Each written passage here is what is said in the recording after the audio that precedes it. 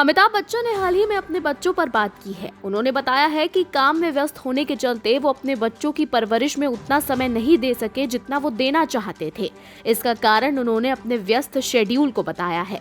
बता दें कि हाल ही में कौन बनेगा करोड़पति 16 की हॉट सीट में पहुंची महिला ने अमिताभ बच्चन से पूछा था कि जब आप पेरेंट बने थे तो बच्चों के आधी रात में उठने पर उन्हें चुप करवाने की जिम्मेदारी किसकी होती थी।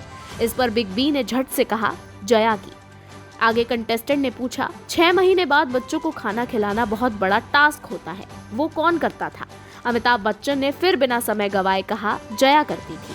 बिग बी का जवाब सुनकर शो में मौजूद हर शख्स ठहाके लगाकर हंस पड़ा।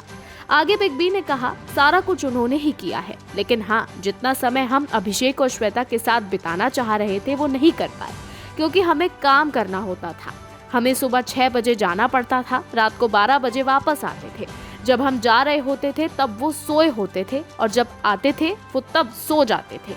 समय कम मिलता था। इस मलाल के बाद अमिताभ ने कहा, लेकिन अब वो बड़े हो गए हैं तो उनके साथ समय बिता ले। बता दें कि अमिताभ बच्चन ने भले ही कहा हो कि वो बच्चों के साथ ज्यादा समय नहीं बिता सके, लेकिन अभिषेक को पिता के साथ सेट पर बिताया समय हमेशा याद रहता है।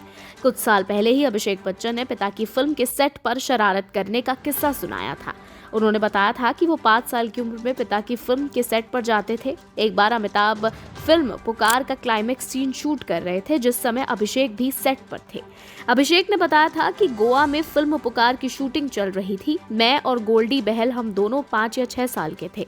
हम सेट पर रखी गई नकली तलवारों से खेल रहे थे, जिससे वो टूट गई। सेट का जरूरी सामान तोड़ने पर हमें सेट से भगा दिया गया था। आपको बताते चले कि अमिताभ बच्चन ने साल 1973 में जया बच्चन से शादी की थी। इस शादी के 1 साल बाद कपल के घर एक बेटी श्वेता का जन्म हुआ और 1975 के बाद 1976 में बेटे अभिषेक का।